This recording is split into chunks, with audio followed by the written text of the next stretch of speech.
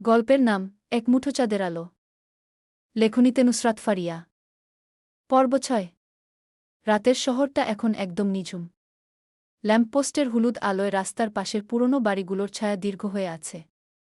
বাতাসটা হঠাৎ করেই থমকে গেছে, যেন পুরো শহর একটা বড় দীর্ঘশ্বাস ফেলে চুপ হয়ে আছে। একটি গলির মোড়ে কেবল একটা ভাঙা টিউবলাইট টিপটিপ করে জ্বলছে আর নিভছে। দূরে কোথাও একটা টিনের চালের উপর বিড়ালের লাফ দেওয়ার মৃদু শব্দ হল। বাতাস এখন কিছুটা ভারী, তাতে মিশে আছে ভেজা ধুলো আর রাতের নিস্তব্ধ হিমবায়ু। কোনো এক জানালার আড়াল থেকে ভেসে আসছে একটা পুরনো সিলিং ফ্যানের একটানা ঘর আওয়াজ। আকাশের রংটা কালচে বেগুনি, আর নিচে ফাঁকা রাস্তাটা এক অন্তহীন একাকিত্বের পথ। কোনো তারা নেই, কোনো ব্যস্ততা নেই, শহরটা কেবল তার নিজের অস্তিত্ব নিয়ে একা দাঁড়িয়ে আছে। সেই রাতের নিস্তব্ধতাকে চুরমার করে খান বাড়ির দরজার কলিং বেল বেজে উঠল। একের পর এক ককর্ষ শব্দে সবাই অতিষ্ঠ হয়ে ওঠে। রাত তখন প্রায় ১২টা ছুঁই ছুঁই। এত রাতে হঠাৎ করে কে উদয় হল কে জানে। তাহমিনা খান এবং শোভহান খান নিচতলায় থাকেন, আর ছেলেমেয়েরা সবাই দোতলায় থাকে। কাঁচা ঘুম ভেঙে যাওয়ায় বেশ বিরক্ত হন তাহমিনা খান। পরনের এলোমেলো শাড়ি ঠিক করে উঠলেন। রুম থেকে বেরিয়ে আসার সময় খেয়াল করে আধারও সিঁড়ি বেয়ে নামছে। ছোট মাকে দেখে আধার শান্ত গলায় বলল, আপনি দাঁড়ান, আমি দেখছি গু। একথা বলে আধার দরজা খুলে দেয়। সঙ্গে সঙ্গে খুব পরিচিত একজন সুদর্শন যুবকের চেহারা ভেসে উঠল চোখের পাতায়। পাশ কাটিয়ে ড্রাইভার দুটো লাগেজ নিয়ে এসে ড্রয়িং রুমে রাখল। এত রাতে কে এসেছে সেটা দেখার জন্য কাছে এগিয়ে আসেন তাহমিনা খান। সামনে দাঁড়িয়ে থাকা আগন্তুকের চেহারা খেয়াল করতেই চোখ দুটো বিস্ময়ে বর্বর হয়ে যায়। তিনি কিছু বুঝে ওঠার আগেই যুবকটি ঝড়ের গতিতে ছুটে এসে দুহাতে ঝাপটে ধরল। আম্মু! এত বছর পর নিজ সন্তানের মুখ থেকে অতি প্রিয় সম্বোধন শুনে মুহূর্তেই ফুপিয়ে কেঁদে উঠলেন তাহমিনা খান। কাঁদতে কাঁদতেই বললেন, এতগুলো বছর পর বুঝি আম্মুর কথা মনে হয়েছে? যুবকটি জন্মদাত্রীকে ছেড়ে দুগালে হাত রেখে কপালের মাঝে ভালোবাসার পরশ এঁকে দিয়ে বলল, আমি তোমাদেরকে প্রতিটা মুহূর্তে মিস করেছি আম্মু। বিশেষ করে তোমার হাতের রান্নাগুলো গু। আজ যে দেশে ফিরবে সেটা আগে বলনি কেন? আগে বললে কি সারপ্রাইজ থাকতো আম্মু? আমি তো চেয়েছিলাম তোমাদের সবাইকে চমকে দিব। আর এখন এইভাবে বাচ্চাদের মতো না কেঁদে আমাকে কিছু খেতে দাও। ভীষণ খিদে পেয়েছে গু। তাহমিনা খান শাড়ির আঁচলে চোখ মুছে বললেন, তুমি ফ্রেশ হয়ে এসো, আমি এক্ষুনি খাবার গরম করে দিচ্ছি গু। তাহমিনা খান দ্রুত রান্নাঘরে চলে গেলেন। যুবকটি ঘাড় ঘুরিয়ে পিছনে তাকিয়ে বলল, কেমন আছো ব্রো? আধার স্বাভাবিক গলায় বলল, আলহামদুলিল্লাহ ভালো। শুনলাম বিয়ে করেছ। তা তোমার বিবিজান কোথায়? বাপের বাড়িতে গু। আগেই জানতাম আমি। কোনো সুস্থ মস্তিষ্কের মেয়ে তোমার সাথে বেশিদিন সংসার করতেই পারবে না। So bad. যুবকটি ঠোঁট বাঁকিয়ে উপহাস করে। আধার সিঁড়ি বেয়ে উপরে যেতে যেতে গম্ভীর কণ্ঠে বলল, আমার সংসার নিয়ে তোকে ভাবতে হবে না। তুই বরং তোর জীবনে ফোকাস কর। যুবকটি কিছু বলতে যাবে তখনই শোভহান খান ড্রয়িং রুমে এসে অবাক কণ্ঠে শুধালেন, রাত নানুভাই তুমি? বহু বছর পর দাদাজানকে দেখে রাতে ঠোঁটের কোণে হাসি ফুটে উঠল। ছুটে এসে দাদাজানকে জড়িয়ে ধরে বলল, ইয়েস দাদাজান, আমি। তোমার ছোট্ট সেই রাতকে। শোভহান খান হাসলেন। ছোট নাতির মাথায় হাত বুলিয়ে দিয়ে জিজ্ঞেস করলেন, আসতে কোনোরকম সমস্যা হয়নি তো? একটুও না দাদাজান। বাট কিছু তো একটা হয়েছে ই। মানে? কি হয়েছে? সময় হলে বলবো। আগে নিজেকে তো শিওর হতে দাও। ঠিক আছে। এখন যাও, ফ্রেশ হয়ে এসো। সাত সকালে মা জননীর হাতে মায়ের খেয়ে মুখ কালো করে বসে আছে আলো। আজ তার ইনকোর্স পরীক্ষা। খুব ভোরবেলায় উঠে পড়া রিভিশন দিয়ে বাহিরে এসেছিল। উদ্দেশ্যে ছিল এক মগ গরম কফি বানিয়ে খাবে। সবকিছু ঠিক থাকলেও সে তার মায়ের অমূল্য রত্নগুলোর মধ্যে থেকে দুটো দামি গ্লাস ভেঙেছে। ব্যাস, তারপরই পিঠের উপর 4টে থাপ্পড় এসে পড়েছে। আশেপাশে কোনো ঝাঁটা বা জুতা না থাকায় আজ বেঁচে গেছে। নয়তো ওইগুলোর বাড়িও এসে তার পিঠে পড়ত। ওইভাবে খাম্বার মতো বসে না থেকে নাস্তা করে ভার্সিটিতে যাও। মায়ের কথা শুনে আলো চট করে দাঁড়িয়ে রুমে যেতে যেতে বলল, খাব না তোমার শ্বশুর বাড়ির খাবার? বাসে করে ভার্সিটির উদ্দেশ্যে বেরিয়ে পড়ে আলো। বাসস্ট্যান্ডে নেমে ওখান থেকে রিকশা করে যায়। সে এই খোলামেলা যানবাহনে যাতায়াত করতে বেশি পছন্দ করে, বিশেষ করে রিকশা। 9:30টার দিকে বাসস্ট্যান্ডে এসে পৌঁছায় আলো। বাস থেকে নেমে কাঁধের ব্যাগ চেপে ধরে কিছু দূর হেঁটে যায়। সময় ধীরে ধীরে অতিবাহিত হয়ে যায়। ওইদিকে টেনশনে মেয়েটার কপালে বিন্দু বিন্দু ঘাম জমেছে। এত সময় হয়ে গেল তবুও সে রিকশা পাচ্ছে না। ওইদিকে রিকশা যেতে চাচ্ছে না। এই একটা সমস্যা। এমনটা মাঝে মধ্যেই হয়। আলো বিরক্তিতে হাত ঘড়ির দিকে তাকায়। 9:45 বাজে, অথচ তার পরীক্ষা 10টার দিকে। হাতে আর মাত্র 15 মিনিট সময় রয়েছে। সে এত কম সময়ের মধ্যে কিভাবে ভার্সিটিতে পৌঁছাবে? একটু লেট করে গেলে ওই শয়তান স্যারটা কথা শোনাতেও পিছপা হবে না। সবার সামনে আবারও অপমান করে ছেড়ে দিবে। আজকের দিনটাই খারাপ, অন্তত তার কাছে। আলো, তুমি? চেনা পরিচিতি কণ্ঠস্বর শুনে আলো চমকে উঠে পাশে তাকায়। একটা কার থেমে আছে। ড্রাইভিং সিটে বসা ব্যক্তিকে দেখে আলো এগিয়ে এসে বলল, রিকশার জন্য ওয়েট করছি ভাইয়া। কিন্তু আপনি কবে দেশে ফিরলেন? এই তো 1 মাস আগে। কি? ওহ আচ্ছা, এসো, আমি তোমাকে ড্রপ করে দিচ্ছি। আজ না তোমার পরীক্ষা? হাতে তো বেশি সময় নেই। ছেলেটার কথা শুনে আলো ভাবুক হয়ে পড়ে। এই লোকটা রাহুল ভাইয়া, তার রোহিত ভাইয়ার বেস্ট ফ্রেন্ড, সাথে তার বাবার বন্ধুর ছেলেও। সেই সুবাদেই চেনাজানা রয়েছে। তার বিয়ের আগে মানুষটা বিজনেসের জন্য দুবাই গিয়েছিল। সেজন্য তার বিয়েতে উপস্থিত হতে পারেননি। এখন জানতে পেরেছে কিনা জানা নেই, আর সে জানতেও চায় না। এমনিতেই আজ সকাল থেকে তার মনমেজাজ একটুও ভালো নেই। তাই সে কথা না বাড়িয়ে চুপচাপ গাড়িতে উঠে গেল। নয়তো আজ তার পরীক্ষা চাঙ্গে উঠবে। ভার্সিটির সামনে এসে গাড়ি থেকে নেমে এল আলো। তারপর একগাল হেসে বলল, থ্যাংক ইউ ভাইয়া, আপনার জন্য আজ ঠিক টাইমে পৌঁছাতে পারলাম। রাহুল মুচকি হেসে মাথা নাড়িয়ে বলল, সমস্যা নেই পাখি, আমরাই তো। বিনিময়ে আলো হাসল। রাহুল 4টে বিদেশি চকলেট বক্স ও দুবাইয়ের বিখ্যাত কুনাফা চকলেটের 6টি বক্স বের করে বলল, নাও, এইগুলো তোমার জন্য। চকলেট আলোর ভীষণ প্রিয়। আর সেটা যদি হয় বাহিরের দেশের, তাহলে তো আর কোনো কথাই নেই। সে হাসি মুখে চকলেটগুলো নিয়ে ব্যাগে ভরে নিল। এর আগেও বহুবার তাদের চকলেট নিয়ে দিয়েছে রাহুল ভাইয়া। শুধু তিনি না, রোহিত ভাইয়া সহ সবাই তাদের বেশিরভাগ চকলেটই গিফট করে। তাই তার কাছে এটা নতুন কিছু না। আচ্ছা ভাইয়া, সাবধানে যাবেন।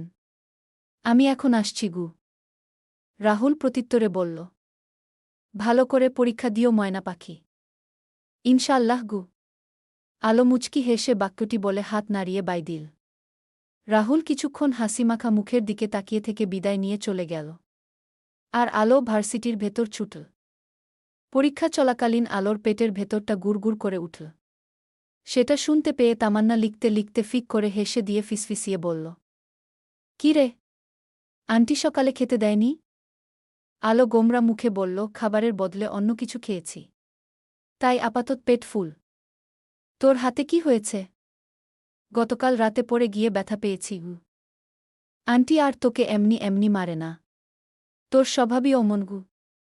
হয়েছে, থাক, তোকে আর এত গান দিতে হবে না।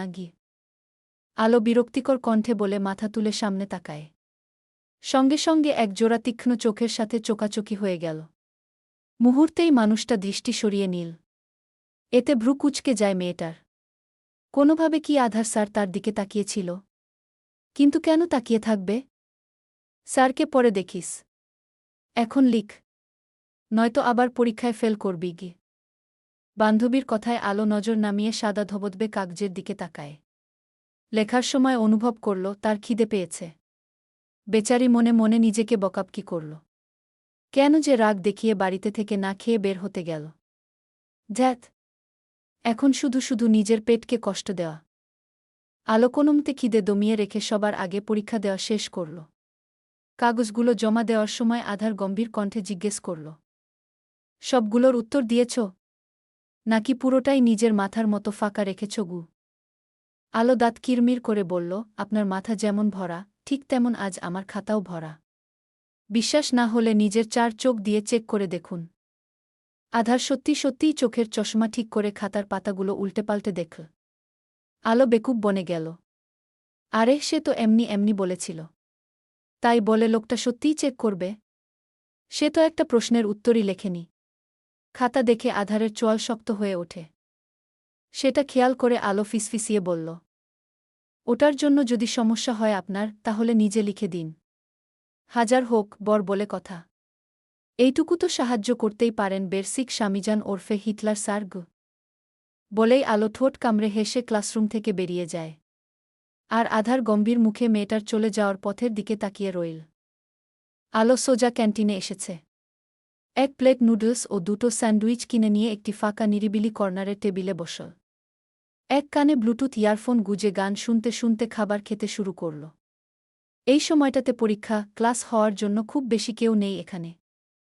যে কজন আছে তারা নিজেদের মতো খেতে ব্যস্ত। আলো খেতে খেতে খেয়াল করল তার সামনে থেকে নুডলসের প্লেট গায়েব। সে চমকে উঠে মাথা তুলে উপরে তাকাতেই ভরকে গেল। কারণ তার ঠিক পাশে সুজন ও তার দলবল নিয়ে দাঁড়িয়ে আছে। এটা কী ধরনের ব্যবহার ভাইয়া? আলোর কথা শুনে সুজন বাঁকা হেসে বলল, এটা তো তুমি বলবে। একজন সিনিয়র ভাইয়ের কপাল ফাটিয়ে দিব্যি আয়েশ করে বেড়াচ্ছ।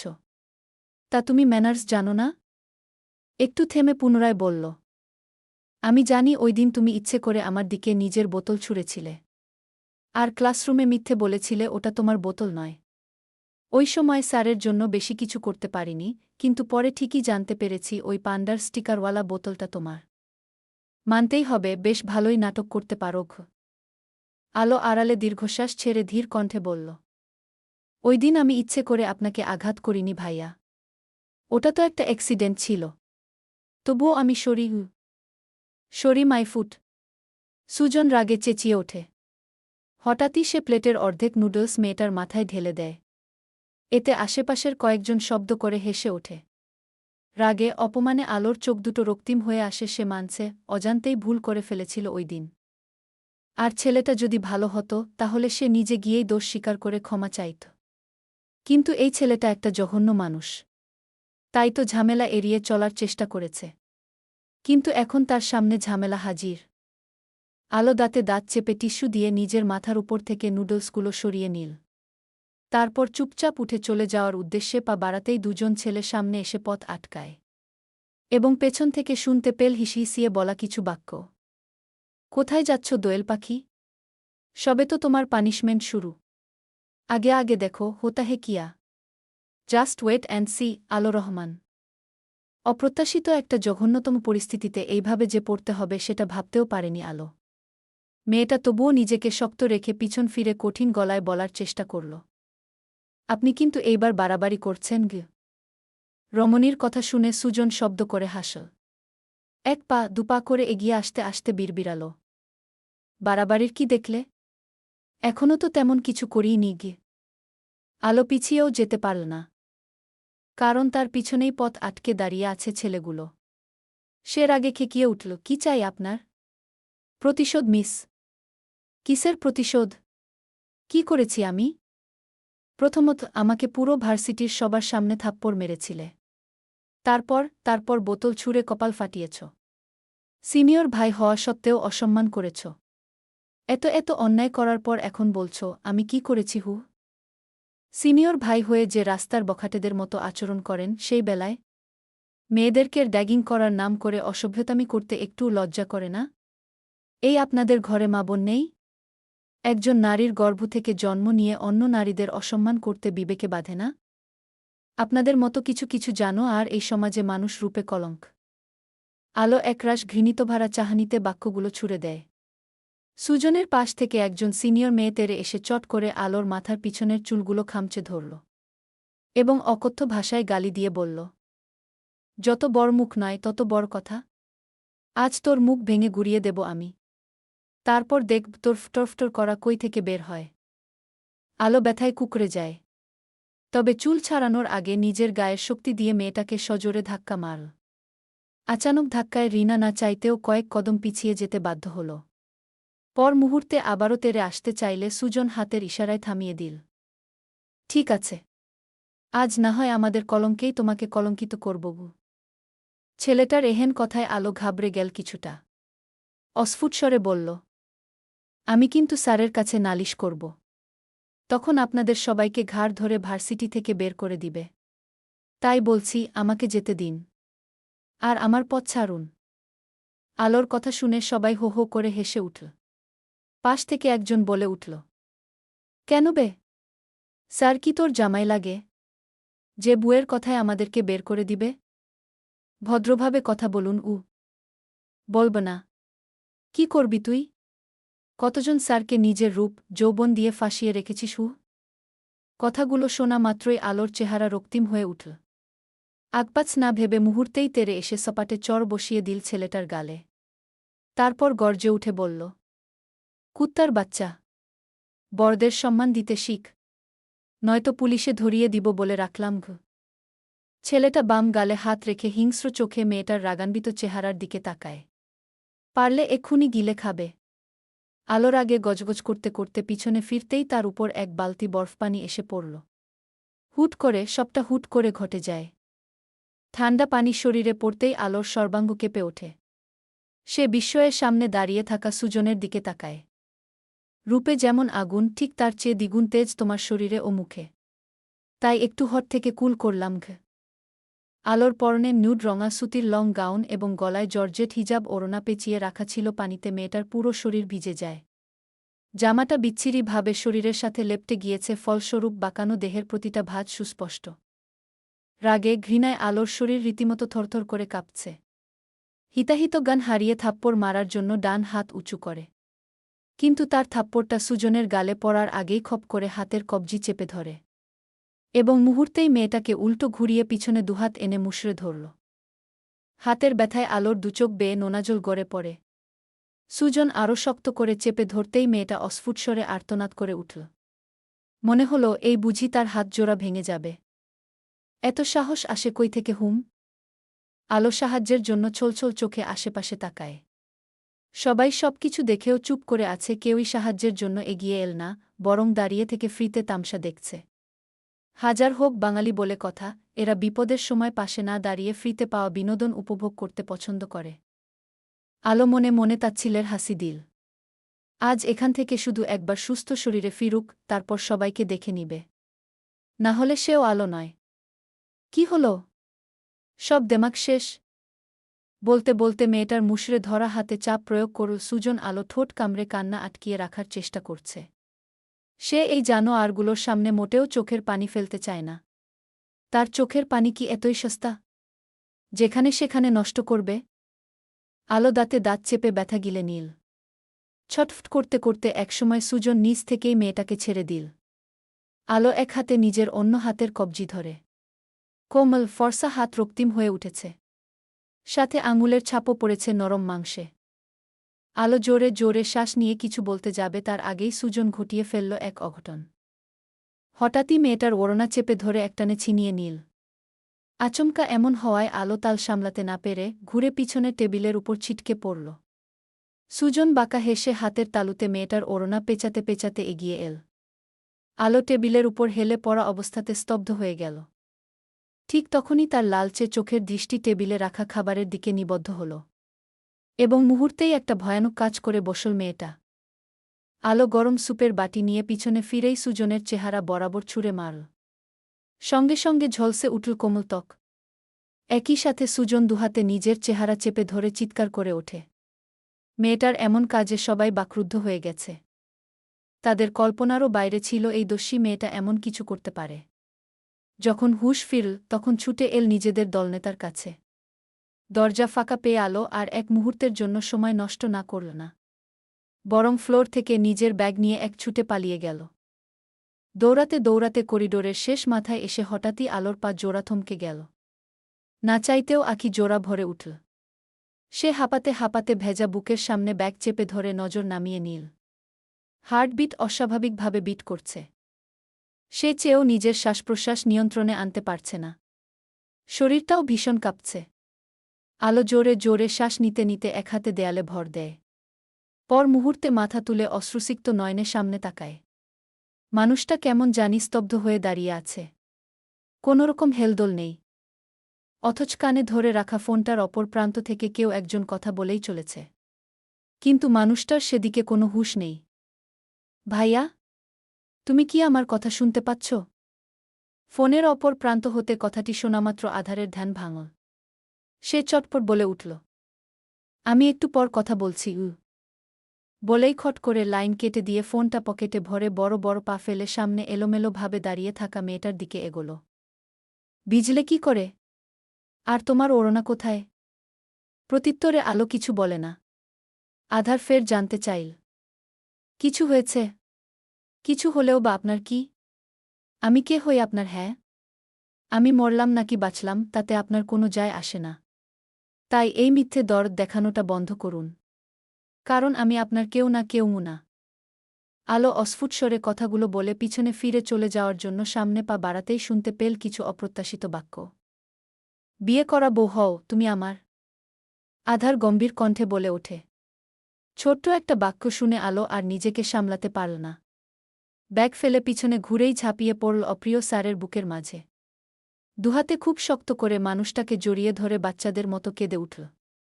এতক্ষণে জমিয়ে রাখা কষ্টগুলো মুহূর্তেই অশ্রুধারার ন্যায় উপচে পড়তে শুরু করে। মেয়েটার বাঁধ ভাঙা কান্নায় বুকের শার্ট ভিজে গেল আধারের। তবুও সে নিশ্চুপ। আধার বাহিরে চুপ থাকলেও তার বুকের ভেতরটা অজানা ব্যথায় দুমড়ে মুচড়ে যাচ্ছে। আচ্ছা, এই মেয়েটা এইভাবে কাঁদছে কেন? সে কি বুঝতে পারছে না?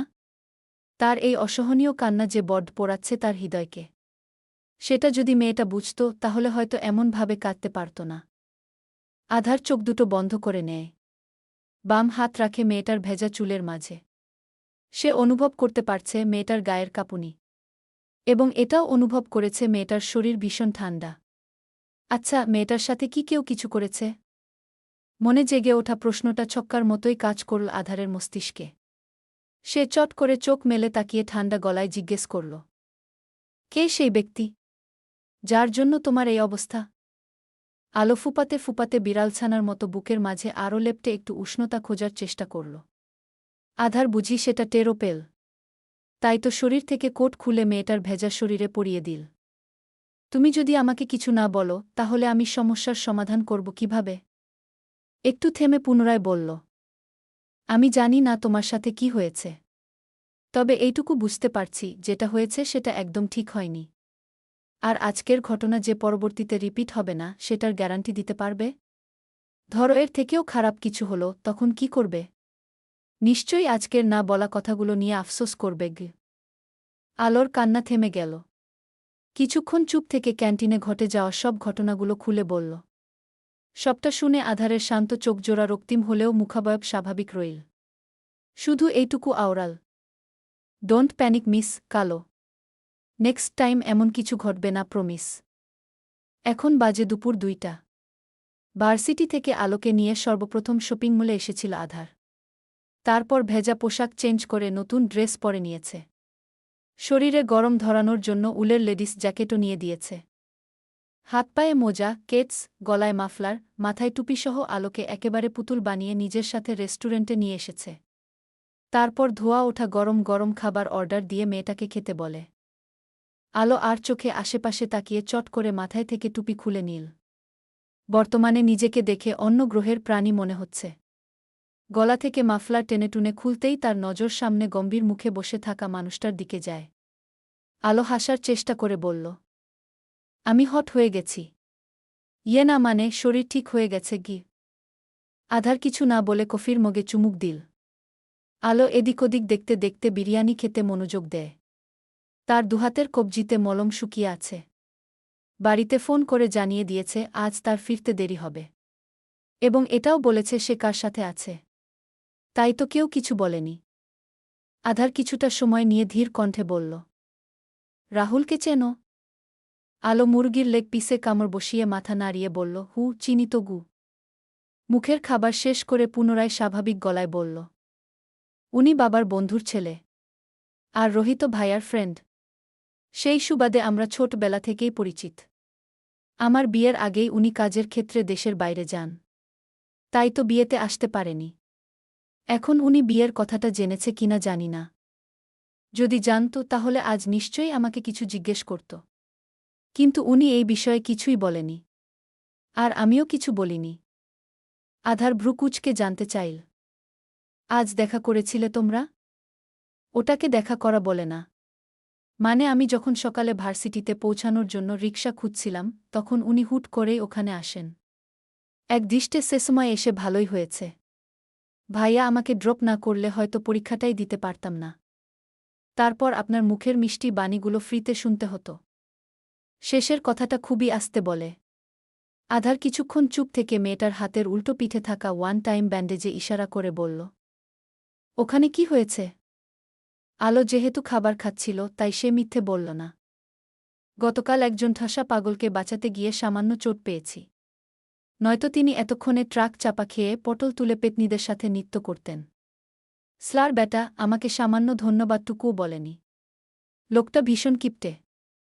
অন্যকে বাঁচাতে গিয়ে তোমার যদি কিছু হতো তাহলে? কি হতো? শুধু মরে যেতাম। আর একবার মরলে তো বারবার মরতে হয় না।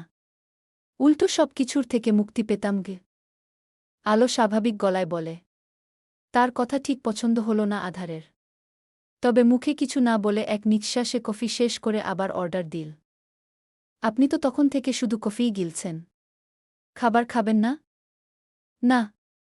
কেন? কৈফিয়ত দিতে বাধ্য নই আমি।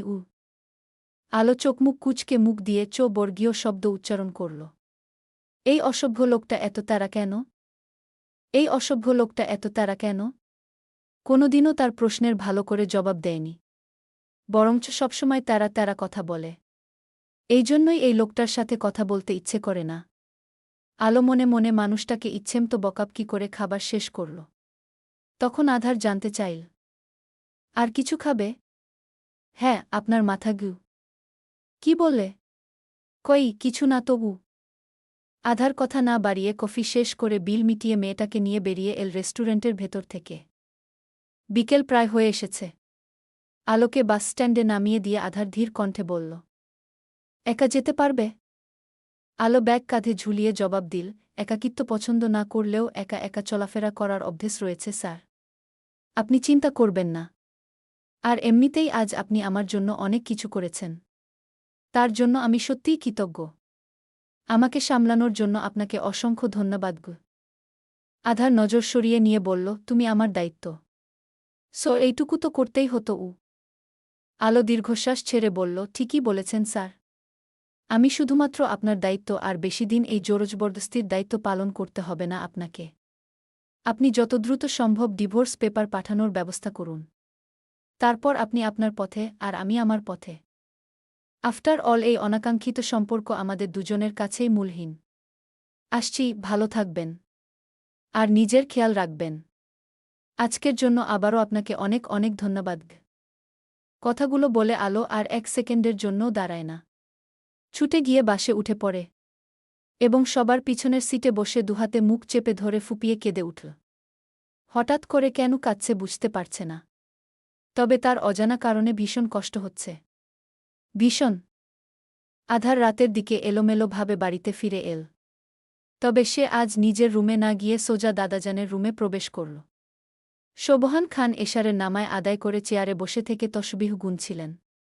তখন হন্তদন্ত হয়ে নিজের ঘরে বড় নাতিকে ঢুকতে দেখে কপাল কুঁচকে যায়।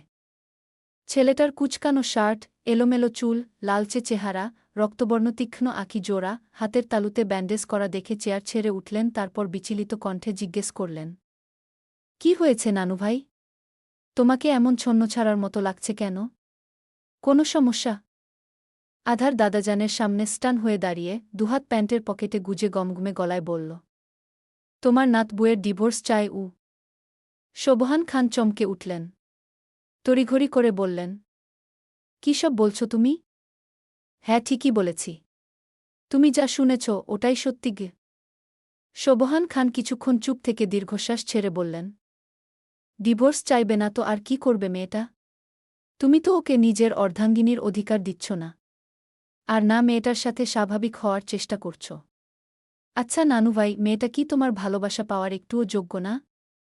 তুমি যদি মেয়েটাকে একটু কাছে টেনে নিতে তাহলে হয়তো এমন কিছু চাইত না গি। এখন সব দোষ আমার? সিরিয়াসলি দাদাজান, আমি কি ইচ্ছে করে বিয়েটা করেছিলাম? বরং তুমি জেনে শুনে আমাকে বিয়ে নামক খাঁচায় বন্দি করেছ। আমি তোমাকে বারবার বলেছিলাম আমি কোনোরকম সম্পর্কের মাঝে জড়াতে চাই না, একা থাকতে চাই। কিন্তু তুমি আমার কোনো কথা শুনলে না। উল্টো এমন একজনের সাথে বিয়ে দিলে যাকে আমি পছন্দ করি না। সেও আমাকে সহ্য করতে পারে না। আমাদের কথার থেকে বেশি ঝগড়া হয়। মেয়েটা মাঝে মধ্যে এমন কিছু বলে ফেলে বা করে, যেটা দেখে ইচ্ছে করে এক চোরে সোজা করে দিই। আমি দুনিয়ায় অনেক পাগল দেখেছি, কিন্তু এই মেয়েটার মতো পাগল আর একটাও দেখিনি। সবসময় কিছু না কিছু অঘটন ঘটিয়ে বসে থাকবে। তারপর বাচ্চাদের মতো কেঁদেকুটে জ্বালাবে।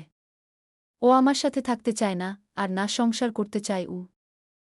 একটু থেমে পুনরায় বলল, তোমার ছোট নাতি ঠিকই বলে। আধারের কালো অন্ধকার জীবনে কেউই থাকবে না। সেখানে ওই চঞ্চল মেয়েটা থাকা তো দূরে থাক। শুধু শুধু মেয়েটার সুন্দর জীবন নষ্ট হবে। তাছাড়া ও একাকিত্ব পছন্দ করে না, আর আমার পুরো জীবনটাই একাকিত্বে ঘেরা।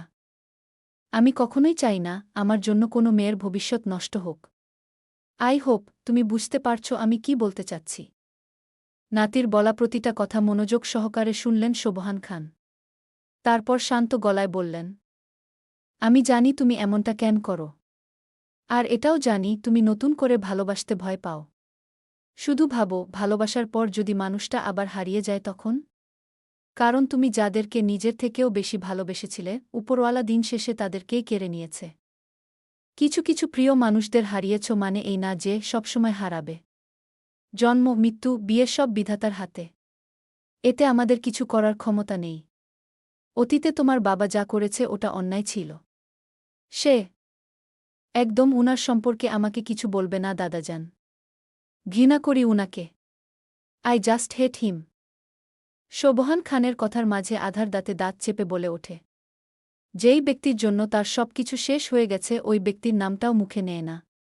সে আজ এমনটা কাদের জন্য হয়েছে?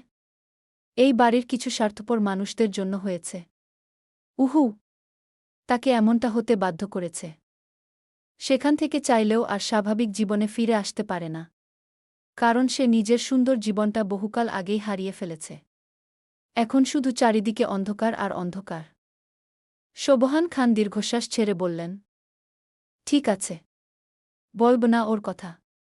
আচ্ছা নানু ভাই, কালো অধ্যায়গুলো ভুলে কি নতুন করে জীবনে এগোনো যায় না? আমার তো বয়স হয়েছে, আজ আছি তো কাল নেই। আমারও তো ইচ্ছে করে তোমার সন্তানদের দেখে যেতে। এই খান বাড়ি জুড়ে তোমার অংশগুলো ছোটাছুটি করবে। আধো গলায় তোমাকে বাবা বলে ডাকবে। আমাকে বড় আব্বা বলে সারাক্ষণ পিছু ছুটবে। তোমার ছেলেমেয়েকে নিজ হাতে বড় করার বড়ই লোভ জীবনে।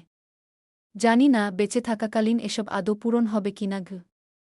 আধার থমথমে মুখে বলল, এতই যখন বাচ্চা পালার শখ, তাহলে বলো আমি এক্ষুনি এতিমখানার সব বাচ্চাদের এনে দিচ্ছি গু। নাতির কথা শুনে সোবহান খান হাসলেন। ওদের সাথে তো আমি প্রতি সপ্তাহের সময় কাটাই নানু ভাই। কিন্তু এখন তোমার নিজের সন্তান, নিজের রক্তের সাথে বাকি জীবন পার করতে চাই উ। আধার অদ্ভুত চোখে তাকায়। যেখানে সে সংসারের ও পালন করছে না, সেখানে এই বুড়োটা তার বাচ্চা-কাচ্চা নিয়ে পড়ে আছে। আধার লম্বা শ্বাস নিয়ে বলল, সরিটু সে দাদাজান। তোমার এই ইচ্ছেটা পূরণ করতে পারব না গে।